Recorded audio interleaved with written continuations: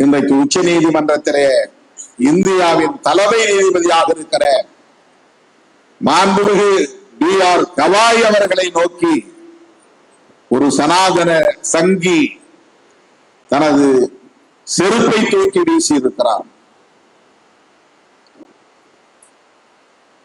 B.R. Gavai R.S. Gavai அவர்களின் வாரிசு. R.S. Gavai புரட்சியாளர் அம்பேத்கர் அவர்களின் வாரிசு. புரட்சியாளர் அம்பேத்கர் அவர்கள் மறைந்த போது குடியரசுக் கட்சி உருவானது. அந்த குடியரசுக் கட்சி கொஞ்ச காலத்தில் 2 பிரிவாக தேசிய அளவிலே உடைந்தது.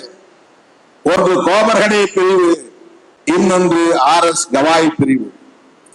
அந்த குடியரசுக் கட்சியின் மூத்த தலைவர் R.S. கவாய் அவர்களின் வாரிசுதான் B.R. கவாய்.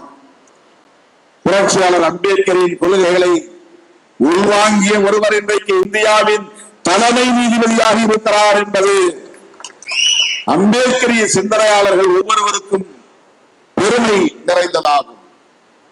அவர் இன்றைக்கு அவமதிக்கப்பட்டிருக்கிறார் என்றால் புரட்சியாளர் அம்பேத்கர் அவமதிக்கப்பட்டிருக்கிறார் என்று பொருள். இந்த நாடெங்கிலும் சனாதனம் தலைவிரித்தாடுகிறது என்பதற்கு இது ஒரு சான்று. என்ன துணிச்சல்!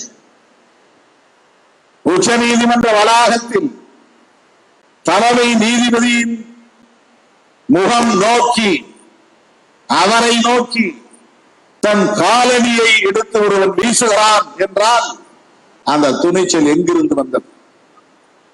11 ஆண்டுகளாக சனாதனிகள் இந்த நாட்டை ஆளுகிறார்கள் என்பதில் இருந்துதான் அந்த துணிச்சல் வருகிறது. உத்தரப்பிரதேசம் உள்ளிட்ட பல மாநிலங்களில் அவர்களின் ஆட்சி நடக்கிறது என்கிற நிலையில் இருந்துதான் அந்த துணிச்சல் வருகிறது. எண்ணற்ற பல அம்பேத்கரியவாதிகள் சனாதனிகளிடம் கட்டுண்டு கிடக்கிறார்கள் என்கிற நிலையில் இருந்துதான் அந்த துணிச்சல் வருகிறது.